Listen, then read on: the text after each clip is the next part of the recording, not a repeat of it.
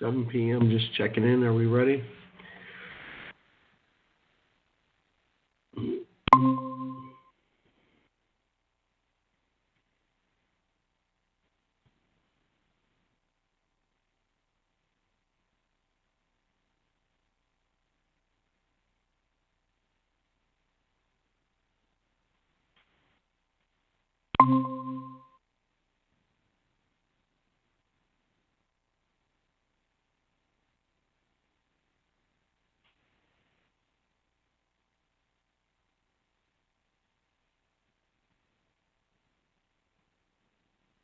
How are things in the boardroom, Megan?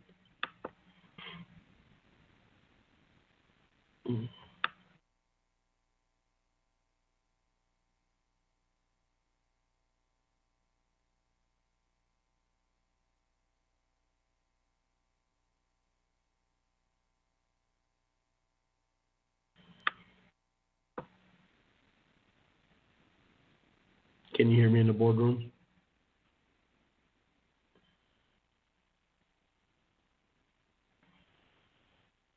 Okay. Mrs. Shope, are we ready? Yes, we are. Yes. Okay. Well, I'm going to call to order the October 25th, 2022 annual budget hearing at 7:01 p.m. Mrs. Shope, could I have a roll call, please? So, Board Member Jawan Winfield and Greg Schneider are not able to be with us this evening.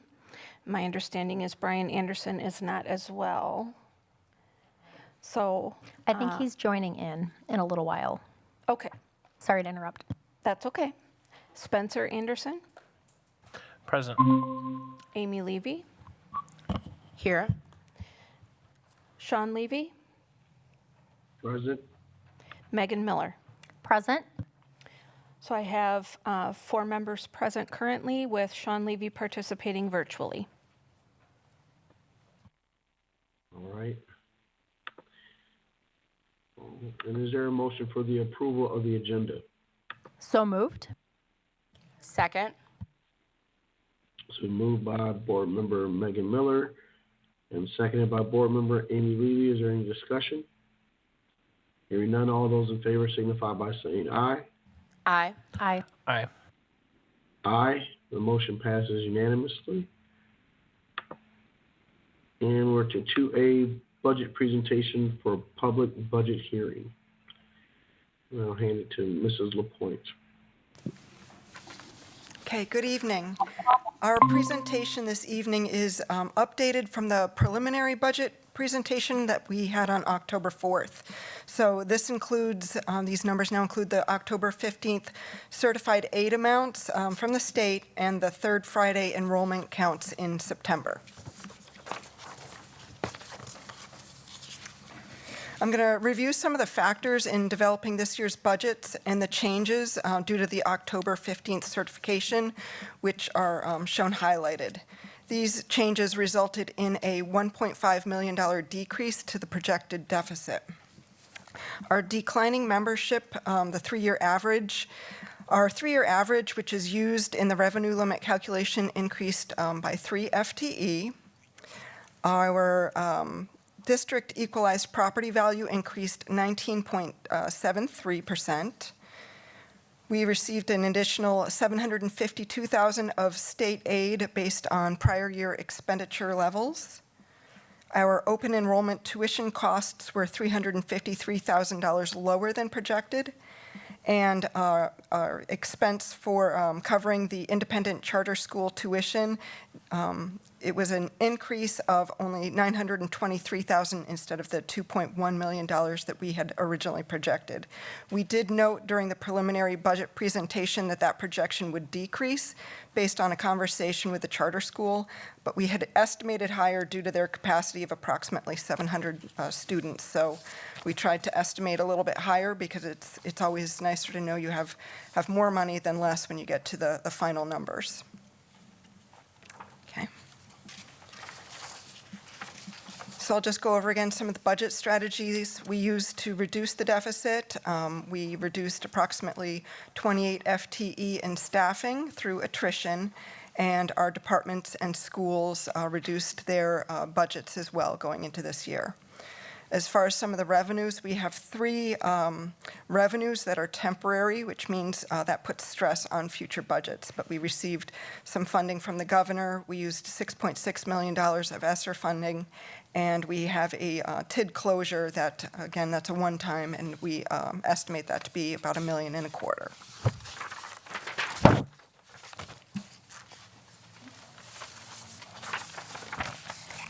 So on October 4th, we went over this revenue limit authority calculation, and we showed in this slide that the red is what we presented in October 4th, and then we have what the actual one is now based on certified amounts for this seeking approval of the budget. There's very, very minor changes. We were pretty close in projecting these areas. For example, the resident FTE was only off by 3. The total amount for revenue limit authority changed by only about $30,000. Declining enrollment was off by about $30,000, so out of 1.8 million. The recurring exemption was about $15,000. And so overall, we were very close on the revenue limit authority area. So overall, the revenue limit authority provided by state law for the district is $68,884,048. So compared to the October 4th presentation, our revenue limit increased by about $87,000 and 394 cents, which, you know, the good news is we had a strategy to avoid a state aid penalty because of the unique situation the district was in. So we were able to achieve that goal so that we did not have to return state aid to the state and avoid that penalty. So that was a successful strategy we were able to implement for that one. So the next one is revenue limit membership. So this is a slide that's very similar to what was presented at prior hearings. This one of the changes from the October 4th presentation is that we included the independent charter school membership numbers. So you can see those as the orange boxes. Those students are counted as we levy for those students, and then the amount we levy for those students we end up paying as tuition to the independent charter school. But you can see from this graph the decline in overall membership. Under the revenue limit, one of the things we've been mentioning is that under state law, the district gets about $10,000 per student. So if you have more students, you get $10,000 more students. You can spend more. If you lose students, you have to cut about $10,000 per student. So since almost the peak in 2017-18, there's been over 1,000 students reduction in enrollment. So if you do the math, that's about $10 million in efficiencies that have to be sought over the next several years. So those are that's the way the state law is set up as to how you have to work through the revenue limit.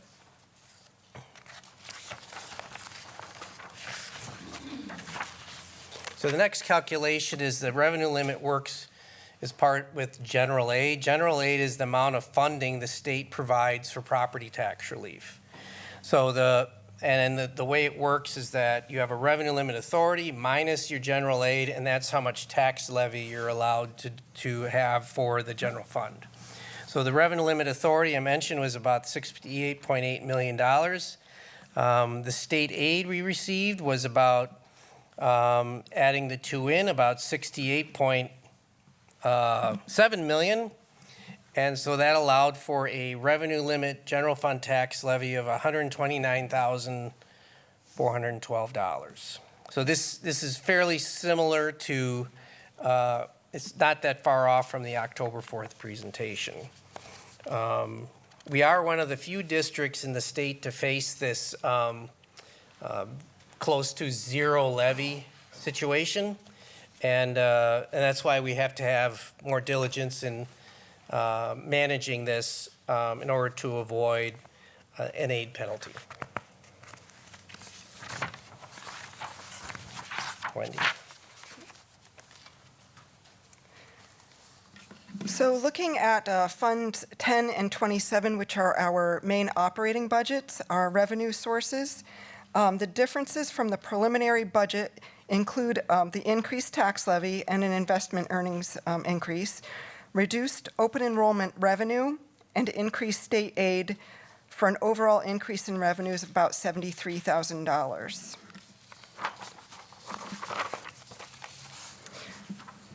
And here we have a pie chart with a depiction of percentages of revenues. Compared to the preliminary budget, the local share increased from 1.68 to 1.76% due, again, to the higher tax levy and investment earnings. And the interdistrict went down from 1.24 to 1.15% due to the lower open enrollment tuition revenue. And just a reminder, costs in the special education fund that are not covered by state or federal funds require a general fund transfer to cover expenses. That's the transaction you see at the end of the year on the monthly financial reports. There were no changes to the special ed fund since the preliminary budget. Expenses by object reflect what the funds are being spent on. Purchased services includes payments for private school vouchers, charter school tuition, and open enrollment, as well as pupil transportation, custodial services, utilities, et cetera. So the only change here since the preliminary budget was in purchased services, and this is down by about just over $1.5 million, again, due to the lower independent charter school and open enrollment tuition costs. And then expenses by function, so this reflects the purpose of the expense. Compared to the prior year, total instructional costs decreased about $930,000. Charter schools costs went up by $923,000. Compared to the preliminary budget, open enrollment tuition costs went down $350,000, and charter school costs went down $1.2 million. And just for comparison to the two charts, this chart excludes the interfund transfer just so that the expenses are not doubled up. And you can see the changes down below. Instructional service payments decreased by $350,000. Private school vouchers increased slightly. And the charter school payments, again, decreased $1.2 million.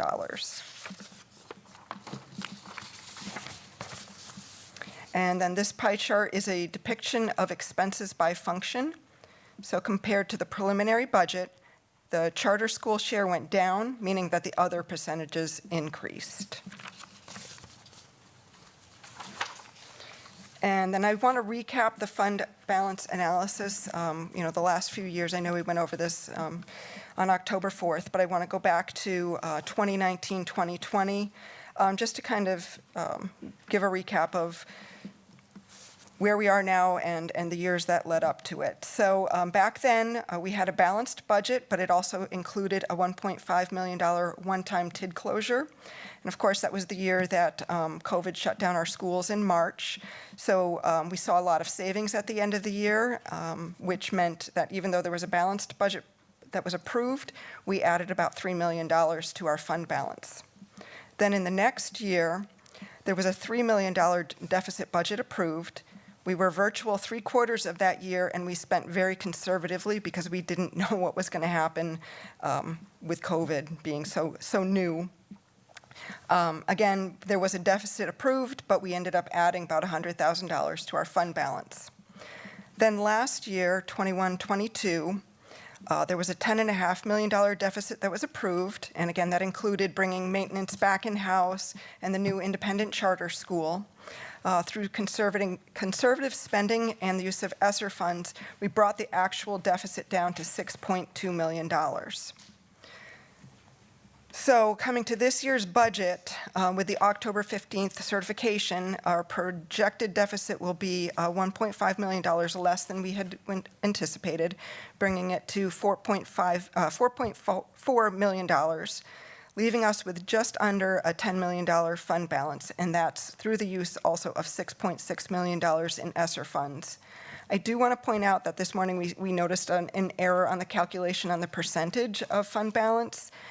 So that would leave us with 11.5% rather than the 9.87, and that would be compared to 9.64 in the preliminary budget instead of 8.14. And that goes back. So that fund balance calculation was on me. Wendy, you have a very unique method of calculating that under your board policy, so I'm used to doing it a different way, and Wendy corrected me on that. So teamwork gets things done effectively. So the tax levy impact, this is probably the big part of the presentation, is there's a significant reduction in the district's mill rate. It would be reduced from $10.10 per $1,000 of someone's property value to $4.78. That for $100,000 as an example, that's a $532 savings. Compared to the preliminary budget, it's a $1 difference. So there are only minor differences between the preliminary budget and this one, other than the charter school area. So this is one of the tax levy impact areas. Is a significant change over last year.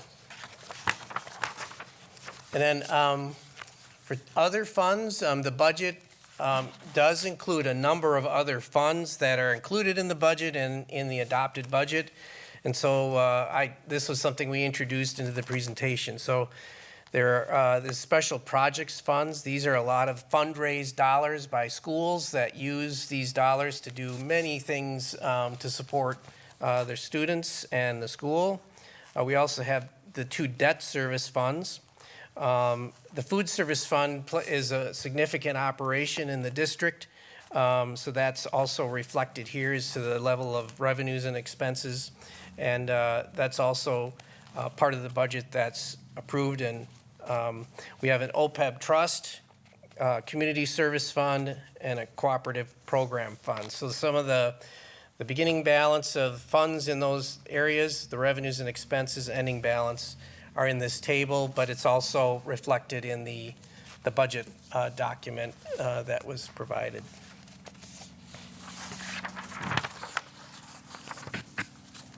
So just for consideration, the wording of the fund balance policy, so this would have a fund balance less than the 14% provided in the board policy.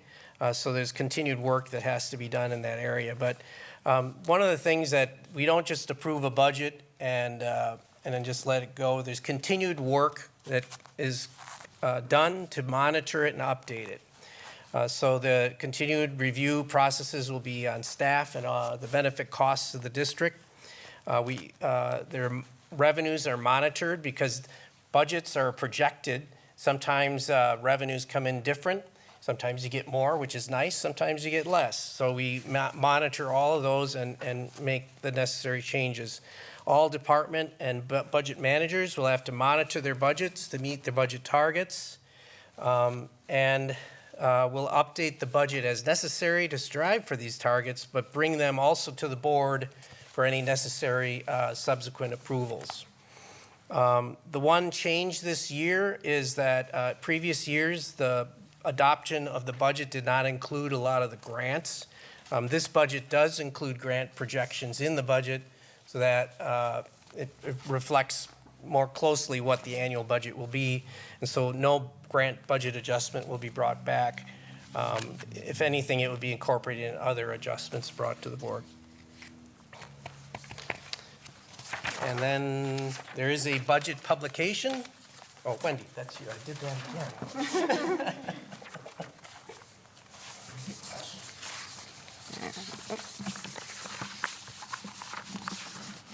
So we have the budget publication, and this is also available on our website, and we have copies available for the public as well. And that is our presentation. Any questions?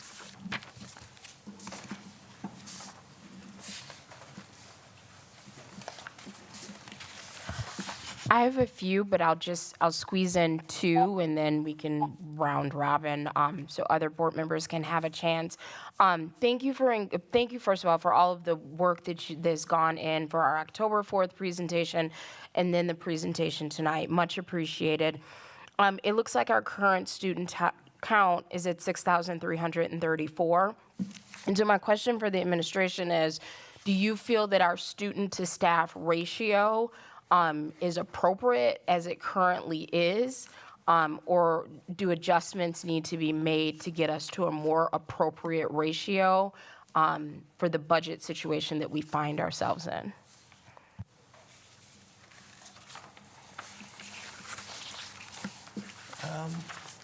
Sometimes when those academic questions come on, the finance people like to have others answer them. But those are some of the things that are monitored internally. I don't know if Dr. Anderson,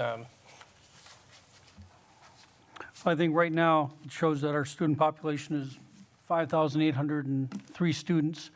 As I go through, I do think one of the things you're going to have to take a look at in order to balance the budget, since you did have some one-time revenue balancers, is you're going to have to take a look at class size. I think that that is something you're going to have to take a look at so that you can determine if there is a way to save on personnel costs by having a couple more students in certain classrooms. I think right now I try to go through at least 2 to 3 schools every day, looking at the number of students in each class, and I do think you have some room for some flexibility to potentially increase class size and save them some dollars. Thank you, and thank you for that correction. I was looking at the 3-year average. I have a few other questions, but I'll yield the floor to other board members. if I could just mention something, the 5803, that does include our open enrollment students out. So our actual kids in seats is more closer to 5,200, I think. So sometimes the revenue limit is a little bit different as to what's included in the levy. And there is a board policy that outlines student to staff ratios that are targeted by the administration. And so that is something internally that's done. So that's, I don't know, that's something I was reviewing earlier today. Thank you. I just want to take a moment and point out, like I like to do, that at the state level, we continue to be underfunded. I appreciate, it looks like there was some work done since last year, but our state has not been able to adequately fully fund special education. And since Board Member Schneider can't be here tonight, I know this is something that's important to him as well. So I just want to take a moment to, when I look at our budget here, please correct me if I'm wrong, and I just scrolled through, so I lost my spot, but it looks like it's about $9 million. Oh, no, sorry. It's about, just like it was last year, it was a little over $10 million last year. It looks like this year it's about $98 million that we are taking out of our savings account to fully fund special education, which, as a special education teacher myself, I want to speak to how important that is. It's an actual equity issue. It is important that every child in our district be provided a free and appropriate public education, and every child is different and has different needs, and of course we should fully fund special education. But since our district, just like every other district in Wisconsin, is asked to do that on our own savings account out of our Fund 10, right? It really is important for everybody, especially as elections are coming up in a couple of weeks here, to advocate to the state that they fully fund at 2/3, which is an adequate cost, to fully support public education. Right now, the state of Wisconsin has a $4.3 billion budget surplus. It might be bigger than that now. This is kind of an old number. So if you take $4.3 billion and divide it by the number of school districts in the state, which of course they wouldn't use all of that just for public education, but let's, like in my fantasy world, say that that happened, that would leave $10 million for each district, like at least. like generously, or sorry, conservatively, $10 million for each district. So these are choices that people outside of our communities are making about how much they value special education and equity in public education.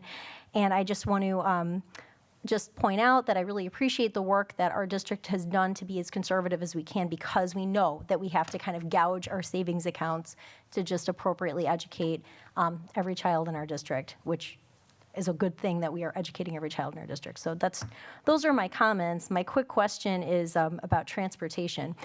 So is it possible for there to be any kind of and this is sort of like I'm not expecting a really specific answer, but hypothetically, if we were to work with the city of Beloit to supplement transportation, I know that there was some work done a couple of years ago where they rerouted the city buses. Do you think that there's any possibility, like for next year's budget, to look for any savings in transportation if we were to partner with the city of Beloit on any of our transportation issues? You don't have to answer. I just wanted to ask the question. I know that we have had this conversation in the past, and I mean, I'm always looking for anything to reduce the expenses. Transportation is obviously one of the larger ones after you look at salaries and benefits. So certainly it's a conversation that we can have again. But I do want to go back to your point on the special education transfer. If you look at that pie chart, we are covering 59.7% of special ed costs out of Fund 10. So yes, if the state were to generously add to those funds, that would help our district significantly. Right, and so basically we're funding special education at the rate that the state has promised to fund and has never fulfilled that promise to fund special education, which, while sitting on a $4.3 billion surplus, like extra funds, to me is criminal that we're doing that to our state's children. And I also just want to point out that even last year, thank you for the work that you did last year, because winding up at around $6 million versus the $10 million, again, it was including like the charter schools and all that other stuff, it was like $10 million just to appropriately educate our own children, that had that been fully funded at the state level, we would have been absolutely, no deficit budget would have occurred. And I want to put a shout out to the schools and departments, because I come around at the budget reviews and I ask them to be conservative given our fiscal situation, and so many of them come through and come in under budget, and I truly appreciate that. We're also very lucky to have the one-time ESSER funds right now, and some of the other, the governor has provided some other one-time relief, knowing the situation that school districts are in. So we are very lucky to have that right now to get us through this. Well, and I appreciate that, and as well, just want to shout out to our teachers, who I'm sure are making something out of nothing for our kids. I'm sure at their own expense, and that's not a situation that should have to happen. But there's just a lot of dedication to kids in our community and our own community. So thanks for that. Did you want to add something? Yeah, and I was going to mention, while the state provided zero increase in per pupil funding, there was a stepped increase in special education funding. So the district did get a tad more in special education funding this year, but it's up to about 30%. It was dwindling down in the low 20s, so they've made some progress, but it's not even close to what it was and what was committed a while ago as at about 66% funding. Thank you so much. Other board members with questions? Brian Anderson? Yeah, thank you. Just a couple things. First, thanks for the work on this. This is, some good details. Some other things that I might have some questions on that could come back, another time likely is, we talk about looking at the class sizes, and I guess, as we, since we do have less students, but yet we've offset with, in this budget, looking at, not funding some of the open positions through attrition. I'd like to see what that would look like, from class sizes once the real work happens, when you decide, okay, how many kids are in English class now and how many kids are in this math class. And so I look forward to that update, because I think that's where the rubber meets the road to make sure we're really giving the good education. Second, I think last year, and some of the more tenured board members, correct me if I'm wrong, but we had passed let's just say for rough numbers, a $10 million shortfall budget, came back in somewhere around only 6, right? We just talked about the great diligence that some of the administration staff have done to control that. This year, if we're saying we're starting off at 4.4 shortfall,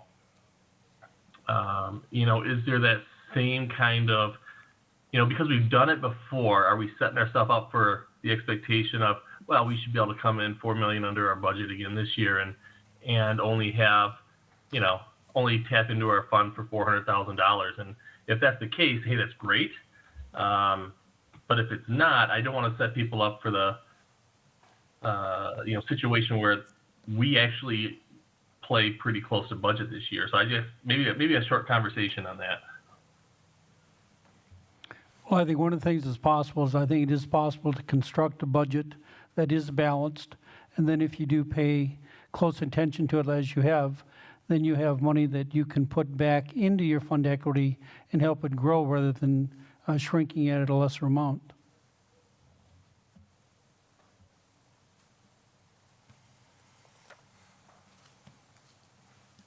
Can I follow up?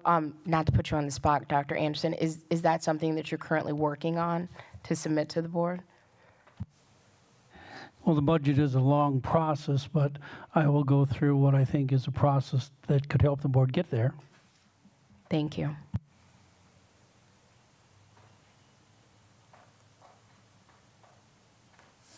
Did they want us to comment on anything? So I'll jump in. My next question, does the administration believe that the current budget as presented this evening mirrors the priorities that the board and our community have outlined in our strategic plan?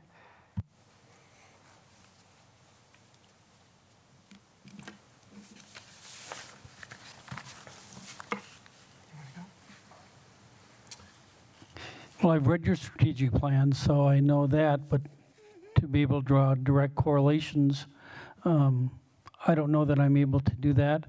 I would say, obviously, since you're taking a look at where most of the education happens is in the classroom, you have shown that you're emphasizing your budget by instruction. So I think that probably is one of the major factors in your strategic plan that aligns directly with your budget. If I might add, so what, I think your strategic plan was adopted this summer, and we were well along in planning the budget. So, but one of the things that I was trained in before I retired and kind of helping with being non-retired, but is a best practices in school budgeting through the Government Finance Officers Association is to link the budget to the strategic plan. So now that you have a strategic plan that we can use, the budget and finance department and the leadership of the district should be working to align that. So there are strategies and tactics that can be used to achieve that.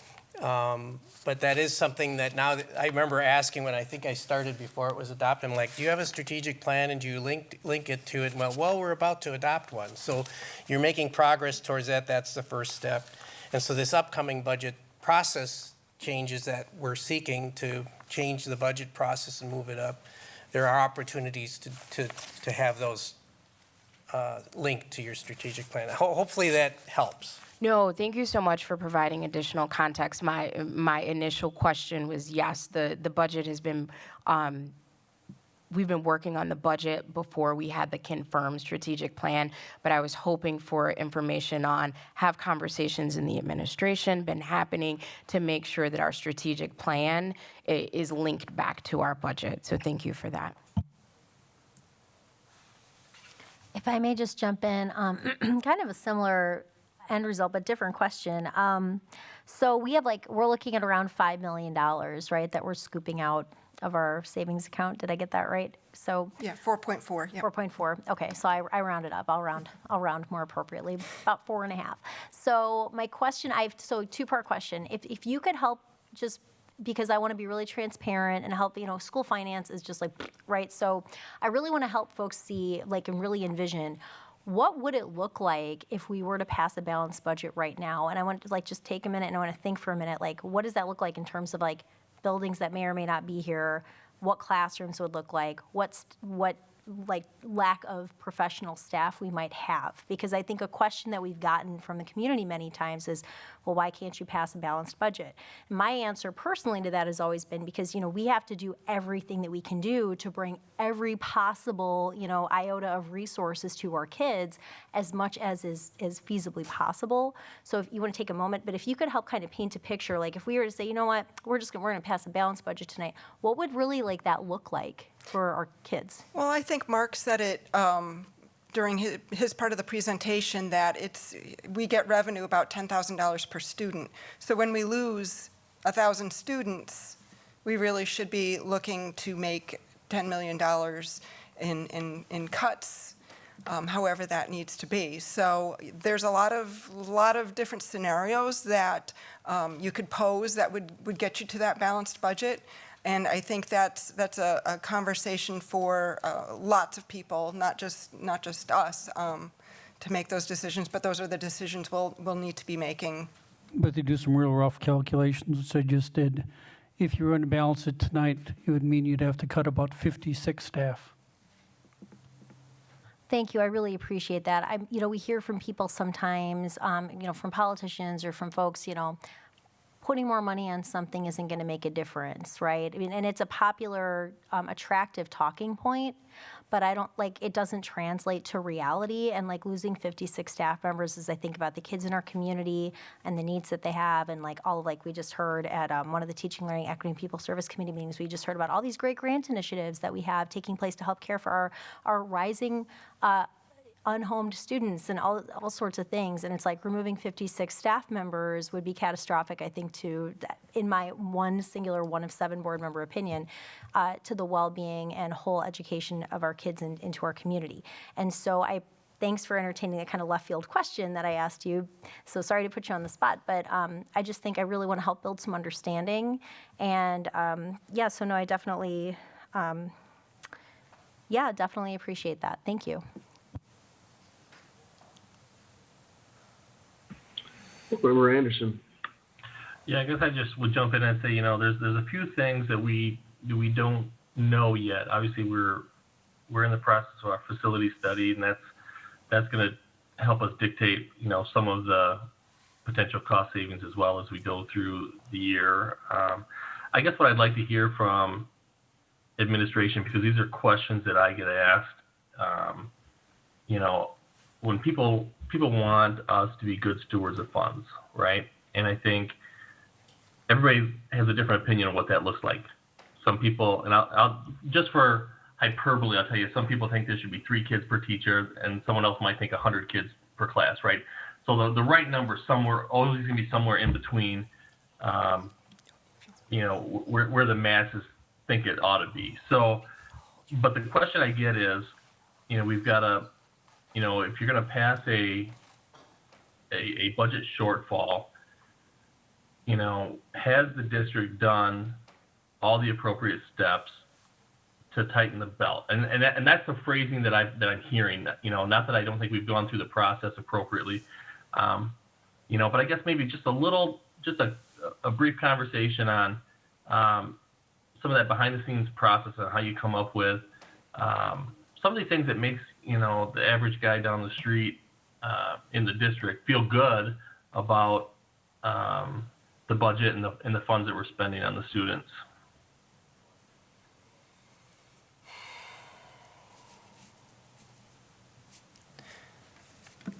So we've been discussing this situation for the last year, and I think, you know, this time last year, it was presented that we would look at FTE through attrition, which we did. And like I said, we reduced 28 staff members. And Dr. Keyser also proposed that the schools and the buildings reduce their budgets by 10%. So we've done that as well. However, there are other areas where our expenses we knew were going to have to go up, like our health insurance. So we have been incorporating the things that we talked about last year. There are other increases that came along as well. Dr. Anderson, is there anything you'd like to add to that? I mean, taking a look, I think Wendy and I probably talk almost every day, a couple times. I would say that for this budget, I think that we've done as much as we can to balance it in the way that we have. I think starting the budget process early, which means basically tomorrow for starting the next one. The more time we have, the more discussions that can take place. I think the more decisions can be made so that by the time we get to May and June, the board should be able to see the draft budget and the staff should be able to see the draft budget. And I do think there are ways to make it balanced, but we're going to have to take a look at all the various options and start looking at those now. Of course, personnel is the largest cost factor. So basically it's taking a look at the positions that if we have attrition, do we need to add those back? Can we move staff around to different areas? It's a long, tedious process, but I think in the end, it can produce a beneficial result. So I'll jump in. Evergreen completed a compensation study for the district, and it's my understanding that they were also working on, or maybe it has been completed now, a staffing study to make sure we're appropriately staffed, looking at org charts, et cetera. Does that study identify duplication of services within roles? I'm glad that we were able to cut 28 FTEs through attrition, but if additional cuts need to be made, I would really like to understand if we have duplication of roles throughout our staff. Since I just finished reading all those in preparation for tonight's meeting, basically the staffing study that was produced dealt more with the number of reports that were to the superintendent and maybe how that could be realigned, and the number of personnel it should be, and like the communications department. It really didn't deal at all with the number of staff in classrooms. Okay, so I guess my revised question is, have there been any discussions among the administration to look at job descriptions and duplication of roles? If we do need to cut staff, we would have an understanding of where we would need to start that process. One of the things we are starting to do is meet a senior leadership as resignations come along to look at, is this a position that needs to be filled, or has it been open for a long period of time? Does it need to be filled? Is it something that can be shared or moved? So these are some of the conversations that we are having. Thank you so much.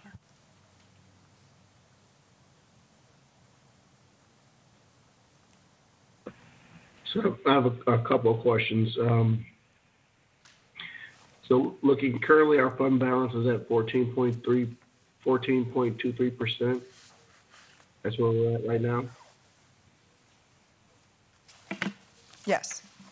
And that's in line with our policy state that the ultimate goal is to be somewhere between 14 and 25%. But that's where we're at. And so with the possible $4.4 million deficit in this budget, at the end of that, you're saying we'll be at 11.5%? Correct. Okay. So being below that 14% puts our policy, we're in a different place than where we want to be by our policy. And then also that's going to increase our cost for our borrowing and affect our rating. That is one of the factors when you go for a bond rating is your fund balance compared to policy. Yep. Okay. So then in understanding like that, the effect of the tax levy dropping from 10.10 to we're going to go like 477. So like the average homeowner in their school portion of their taxes, that's $532 for that $1,000 for the $100,000 home value. Yeah, I'm not sure what the average home is, but for a $100,000 home, it would be the $500 savings. If it's a $200,000 home, it'd be $1,000 savings. So an example, so when we're talking about a referendum, property owner just got about $532 less, and we're asking them to give us some portion of that back to operate schools if we're talking about an operational referendum at some point. Yeah, that could be part of a discussion, depending on how it's structured. It could, I think we'll be working on generating a Baird forecast to show you over time, because we anticipate, according to the forecast, that the tax rate will drop even further next year. So there could be scenarios, depending on how the forecast works out, where a referendum could be passed and they would possibly, depending on how large of a referendum you seek, it could either be the same or it could be just slightly more, and it would still be less than what they would have paid in the last one. So there's a number of different ways the board could pursue that, a referendum. I don't know if I answered your question, but. Yeah, and created another one. So in the 23-24 year, the mill rate will be less than 4.78. That's what we're currently projecting, but we should probably put that forecast together first.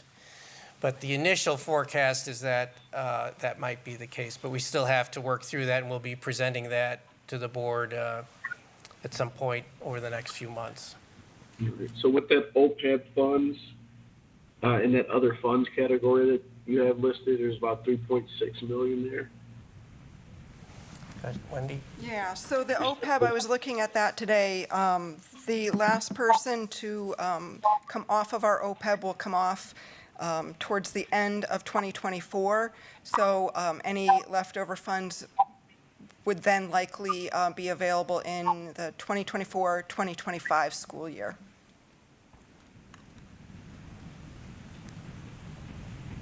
All right. So you won't find the change in the couch till later. Just one of the other things that I kind of just say, like in some of our, because this has been a year-long conversation, you know, as has been said, well, if we make certain reductions, we probably need to lose about 100 people and probably close a building. Like that's a, I would say like that's a common, those are like the numbers that I've heard as we've kind of discussed it informally. So just a question, I know we didn't talk about this, but when I see that 28 were lost to reduction through attrition, and that's presented, why did we not have a conversation about cutting the 56?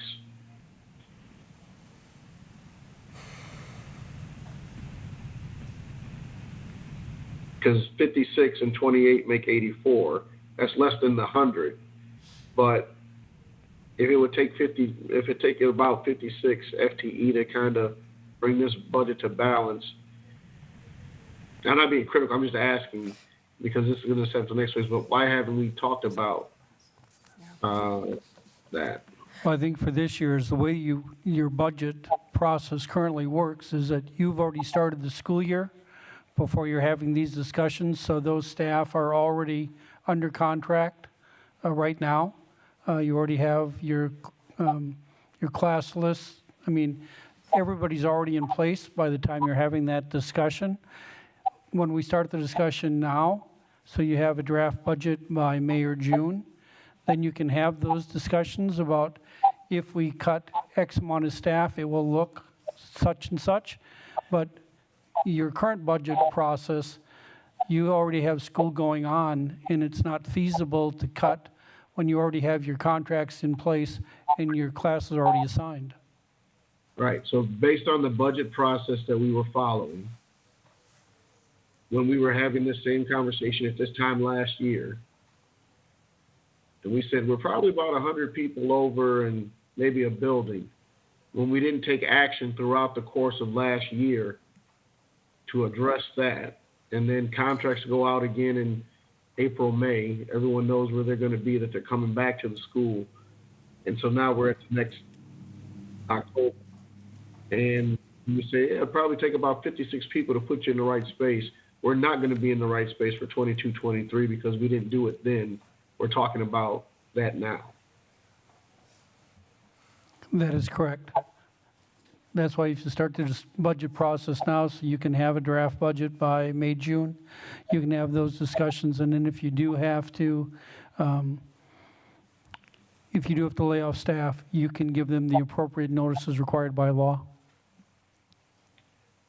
Now, what is that timeline? Because one of the things is, as a board member, there's lots of things to do for us. But like I said, and definitely, I knew the budget process was a different process in the order of things.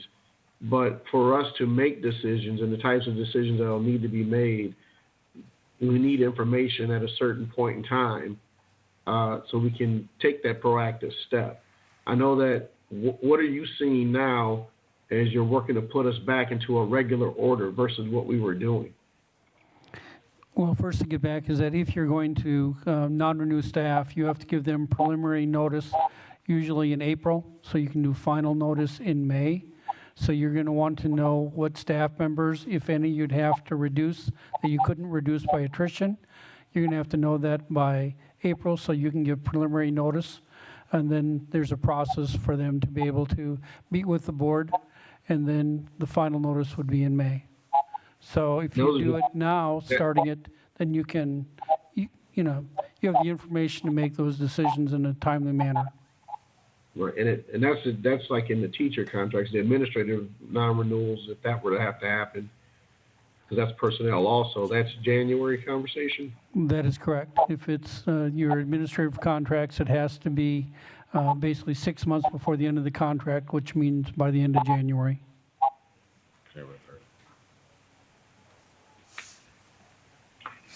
Right. Also want to recognize as we begin to talk about things like this that, it's unsettling to people. And people can feel a sense of, what does this mean for my employment as my organization is going through different situations. But we, as we're addressing the finance part, it's a space that we've got to get to. As we addressed in earlier parts of meetings where we talked about our own referendum planning, where does that put us at? These are a lot of the conversations that we're having, and we'll end up again as we walk through those processes that the staff will have an input in if we can actually go to referendum or not, in terms of that's something that they can support. I think one of the other questions that I have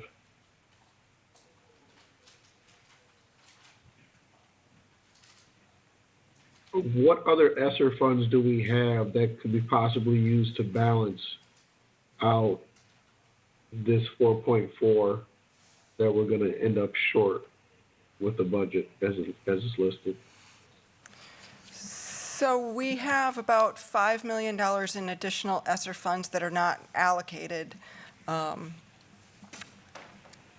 We could use some of that in this year, but then that leaves us nothing as a contingency for next year. So there are a lot of things that can happen in this year. We could have savings in our health insurance. We could have savings in our utilities, or they could go in the other direction. So I think that it's best to leave a little bit of a buffer, and at the end of the year, certainly if we know that we can move those ESSER funds into this year, then we can do that. But I think it's prudent to leave a little bit of a buffer as a contingency for next year at this point. Okay. Board Member Anderson. Yeah, so, again, I think the biggest piece, as we know, and as Board President Levy talked about, is the staffing piece, right? That's the biggest piece that you have some functional control over. If we had 1,000 new students next year, I'd be the first one to say, well, I want to spend that $10 million we're getting and let's educate the kids and build another building, right? I mean, we want to spend those allocated funds on the students and do the best job we can to educate them. So when we're short 1,000 students, have we considered, from a staffing standpoint, I don't want anybody to lose their job, but I look at these staffing reports each month, and through attrition, we could get there very quickly, I would think, to the right number. Have we considered a hiring freeze to some extent until we get to the number that's appropriate? I'm not saying that's 56 because I don't know what our classroom size is. I don't see this in the budget of what the appropriate amount is. I show that we've reduced by approximately 28, but nothing else in this tells me that that's the right number, because you can't cut 14 English teachers because you got to have the right mix as well for all the different curriculum. So I guess there's some thoughts on if we lose 10 teachers a month, are we looking at not immediately posting these positions? I can answer the first part that I think will help if you want to look something up. This is Teresa, but then I'm going to refer back to Mark to talk more about the, vacancies and thinking things through. But the policy that you might want to look up is 343.2 Rule 1, and that talks about the class sizes. So when we look at the class sizes, this policy actually refers to SAGE, which was reduced class sizes. Now we call that AGR. But for grades K through 3, it's 18-1. And then if you had a combination where you had a 30-2, so 30 kids, 2 teachers. And then beyond that, in grades 4 through 8, we have 25-1. And then the expectation in the upper grades to actually run a section, you need at least 15. So as a general, those are like general rules of thumb. And so because of the way that our budget process is and was, and we're working to change that to be more proactive. When we looked at school budgets, and the schools worked in their workbooks, we projected reductions of FTE so that they could work through some of those things and look at their class sizes. But when they're working on that in spring and you don't know what's going to happen over the summer, and then you have your third Friday count, to Dr. Anderson's point, you have people already placed in classrooms. So as we come up this spring and we continue this budget process, we'll be informed of our class sizes so that we can make some of those, more advantageous opportunities are there for us, so we can make those kinds of decisions. And then also, when we're looking at how we are currently running and what some of those vacancies are, we may be able to cut those empty positions without cutting people. And one of the pieces of information that we are accumulating right now is, one is the cost of operating buildings, but also having a building by building breakdown about staff versus students. In other words, how many students are in each classroom with how many staff, so we can take a look building by building. So at least that information is something the board can use in its discussion process. I did want to mention the administration has set up a personnel review process for vacancies and things like that. But we can't just say a teacher has left and we won't replace it. We have certain federal obligations to serve students of special needs, and in those cases, we need to have services provided under law. So we're kind of so that's why we have a review process, that when we can make a reasonable decision to be able to cover that by not filling the position, then that decision will be made. But if there's other cases where, we have nobody to cover this, we really need to get a person to fill it, we are obligated to do some of that. So I think we want to do it in a smart way, and they've set up a process to do that. The other thing is we did there's a difference between budgeted positions and actual positions we have. So while we reduced 28 FTE, those are FTE budgets, but we also have a number of positions that are currently unfilled that they're seeking to fill. Some of them, some of those are being reviewed, but some of them, we have about, I think, over 11 vacancies in the special education area, and they're struggling to be able to fill some of those positions to serve student needs. So we had to do contracted positions. So there is work being done. We're not to try and do this correctly. I just wanted that to be aware. So some of those vacant positions, we will not have been paying people, so we will see a savings to the budget. But we likely budgeted just in case we fill the position for the year. So there could be savings in that area at some point. Hopefully. Yeah, I appreciate that. I agree with the process of being thoughtful and mindful and making sure we have the right teachers in the right spots. I look forward to, maybe seeing more information on where we're falling within those SAGE guidelines, and making sure that we're following that process, because that sounds like a great process. I just want to make sure we're in line. If I may jump in, I'd like to add some thoughts to this topic. As I mentioned earlier, and then I did just have a quick question for Board President Levy, but as I mentioned earlier,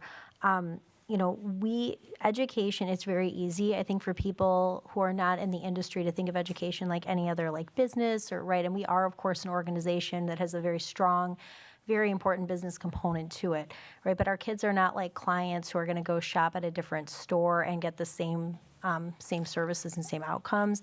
Our district belongs to our community, and we know that the number one impact on student achievement and learning, which is what our strategic plan is centered on, we mentioned earlier about alignment, is student achievement.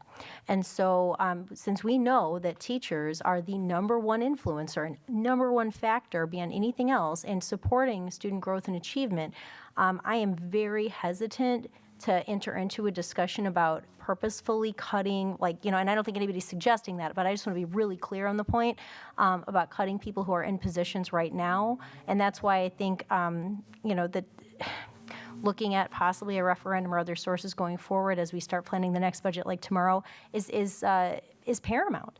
Right, because the number one thing that we have to remember is that we belong to the community. These are our kids, and this is our one job, right, is to educate them appropriately. And so I just personally wanted to throw that out there just to add to the conversation. And then I just had a quick question for Board President Levy. So this is the public hearing part. Did we get any questions from community members or folks that signed up to offer thoughts or questions about the budget? Ms. Miller, Ms. Schultz. No. Okay, and that's the thing too is I think we have to, and I want to compliment you and thank you again for making all this so accessible, and it's like a couple of clicks on the website. Everybody can get all this stuff. All of it's been posted in board docs.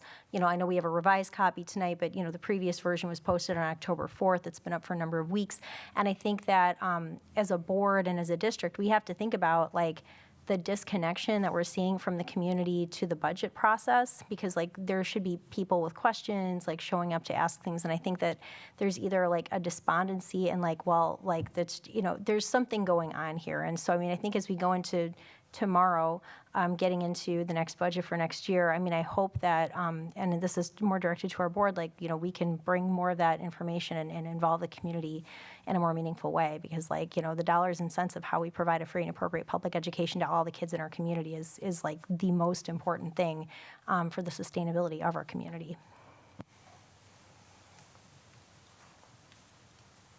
Yeah, I think some of what we're saying here is again, looking at an order of operations. How are things being laid out? What are the things that we're being asked to do?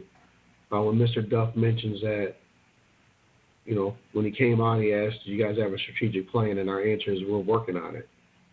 Okay, now we have a strategic plan. So for all of us, as we've come to this service at the board level, there's a number of things that we're trying to get things up in an order. And some of it is you know, there's different parts, like I said, in our conversation, go back to our conversation last year. That's why we started the referenda planning in January. We're working on having the strategic plan, so now we've got, as we're having to make some difficult decisions, we've got something to prioritize by. But I think that one of the things that we're trying to do is, you know, I think you go back to when there was that the purposeful under-levying in the district in the 2016-2017 year, that somewhere around there, and then I think there was a second one. It was 2019, 2020. Right, that those are actions that have reverberated and have real consequence. Now we are serving at the time that we are serving, and trying to do something about what has come to us. And you know, we're in a space of, like, there are things that can be done, but we are the people that are going to have to take those actions. We're seeking the input of our community in those things. We're making them aware of those things. Like I said, you know, we were using a budgeting process that allowed us not to make decisions in a timely manner to make effects so that things would be different. So now, even as we find ourselves here, we'll approve a budget, you know, and for all intents and purposes, we'll just skip through the rest of the days in the month and make it November. Then there's December and January. Referendum language needs to be in place by January.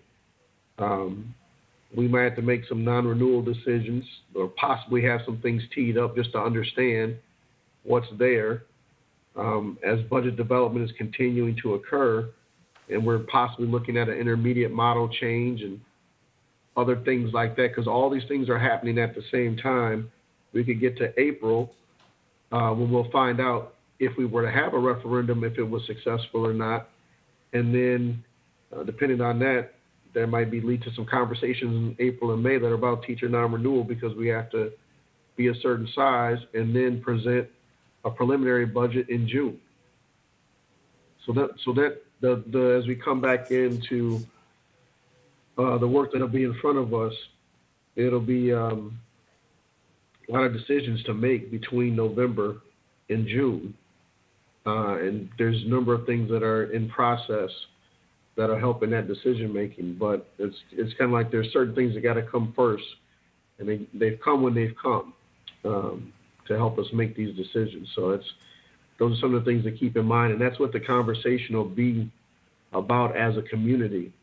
I just want to point this out too. In this space, people say, well, don't hire a superintendent. Well, we needed to hire a superintendent, because when we were looking at this last year,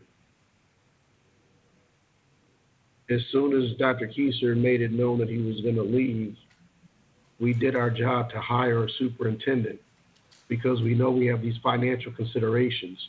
And if we had to get through the year without understanding how that situation is going to be, and then have to ask for money, if that's what we have to do to work that process of asking for the money and having a referendum campaign going in the spring and also conducting the superintendent search, I'm just going to tell you, for the 7 of us, this is some hard work. This is some heavy lifting. And board members have real things that are happening in their own personal lives. That's why we have some board members that are not here this evening, because people make the sacrifice to be here. But these are definitely decisions that we are all taking to heart. And like I said before, at different times, we're lining up this work as a board intentionally, because we know what's in front of us and the stakes that we're dealing with, because we're trying to provide the best for our children, and we're trying to provide the best work environment for the people that have given their time and their efforts to work with our children. And we want to create a sense of stability in all of that. So we'll take the actions that we need to take, but that's just a little framing for what's actually happening here and some of the decisions that we're going to end up making as we continue to move forward. Thank you so much. I don't know. Any other board members have any other questions at this time? Yeah, I'll jump in briefly. I don't want to presume that the conversation is winding down, but kind of feels that way from this end. So I have a couple final remarks. The first is I think it's really important for us to understand the ramifications of a balanced budget and what that looks like for our students, for our staff, for our community.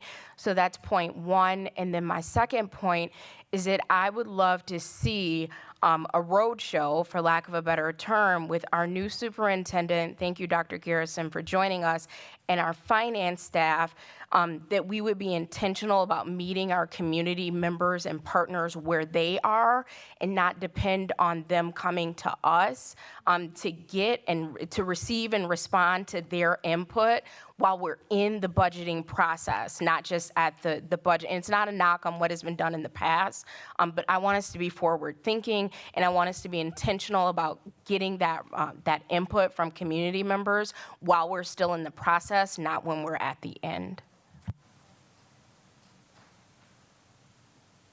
Board Member Levy, thank you for bringing that up, because you added a couple things I need to address also. As you mentioned that road show with our business personnel, I think it's important that people also understand that we are lacking. We do not have a school business manager. That's another position in our district, in our configuration, that's important. Dr. Garrison has come on the role that he's going to be in, but that is definitely our organizational need. And so because the conversations sometimes come disjointed, and at a point in time, if it's posted and we're able to bring someone in, and the conversation, why are they hiring another administrator? Why do you want to spend $140,000, $120,000 over there for that? Because we need somebody to help us structure these conversations. Who's going on the road show? Who is explaining to our community members in those spaces where they're at? So that's another important part of understanding that in some of the cases, we're doing some work, and I'm thankful to the additional people that have come on and to our people that are in position, but we're doing work minus personnel that's needed in key areas. And that's going to be a continual issue for us to address.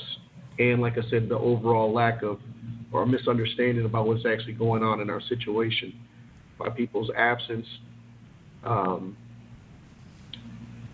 their lack of understanding, sometimes intentional. When people choose to tune in, it's a lot. That's why they've elected us to be attentive to these matters. And then there's other things going on in other people's lives, but these are important things. And those are some other conversations that will come up at the time. So like I said, the work is plentiful, but we're hopeful in the work because the situations are fixable, as Dr. Anderson has reminded us. But we got to take appropriate action. All right, so I think that, like you said, it was winding down. That was the 2A part. We get to the 3A part now.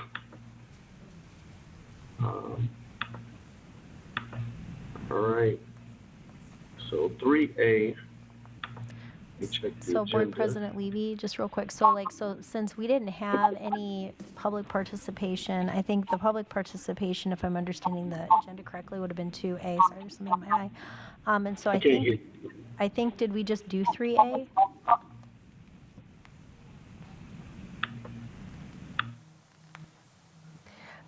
That's accurate, so we're actually at 4A.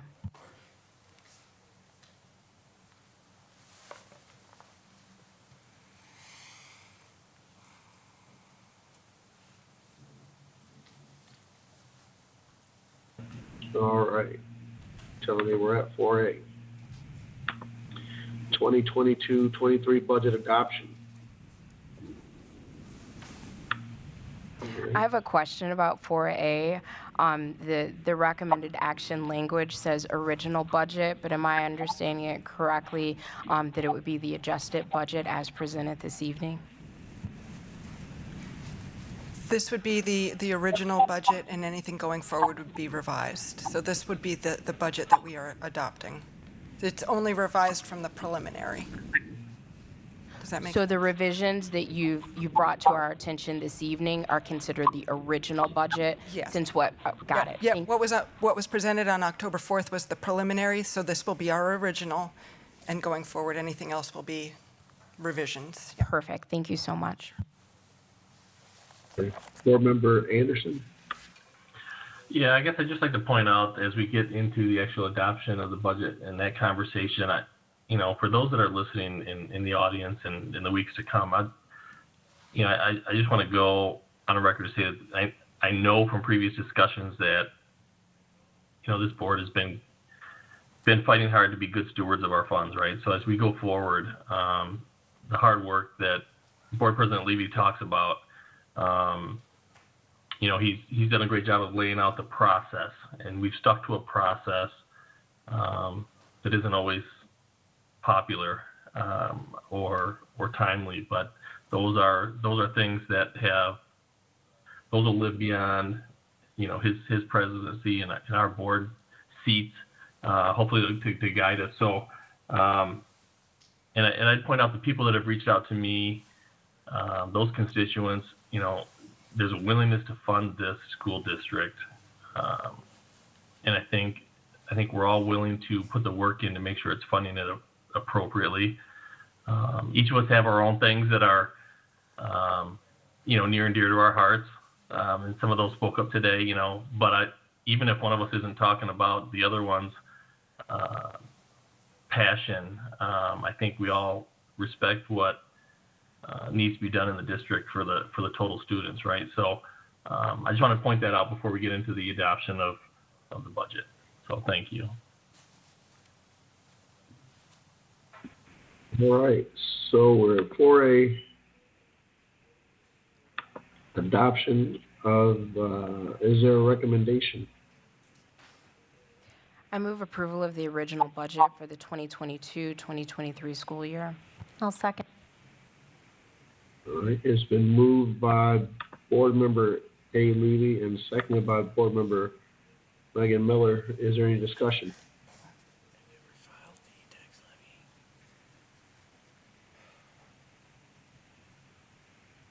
Was there something there? So hearing no discussion, all those in favor signify by saying aye. Aye. Aye. Aye. Aye. Aye. Are there any opposed? Signify by saying nay. All right, so the motion passes unanimously. It's the budget adoption, and then 4B, tax levy approval for the 22-23 school year. Is there a recommended action?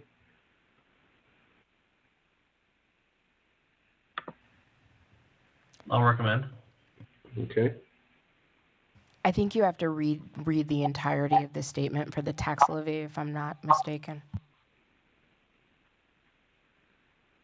All right, I recommend the Board of Education approves the 2023 fiscal tax year levy of $11,189,871, which consists of an operating tax levy of $129,412, a debt levy of $11,010,459, and a community service levy of $50,000. Second. So a motion's been made by Board Member Brian Anderson and seconded by Board Member Spencer Anderson. Is there any discussion? Hearing none, all those in favor signify by saying aye. Aye. Aye. Aye. Aye. Aye. Okay, the motion passes unanimously. And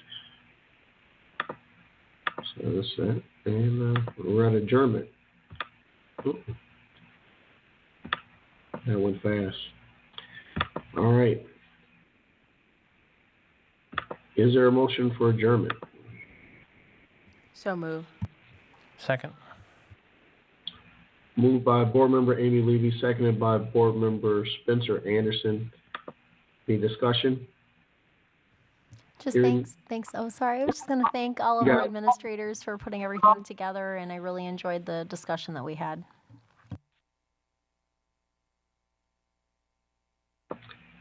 Yeah, it's a lot to, well, we know our next work is our budget work, coming out of this. There's a lot of things to line up between now and really like a critical period here between, now and in January is a very critical period for us. And we'll begin to get those things in order. Okay? Any other discussion before we adjourn?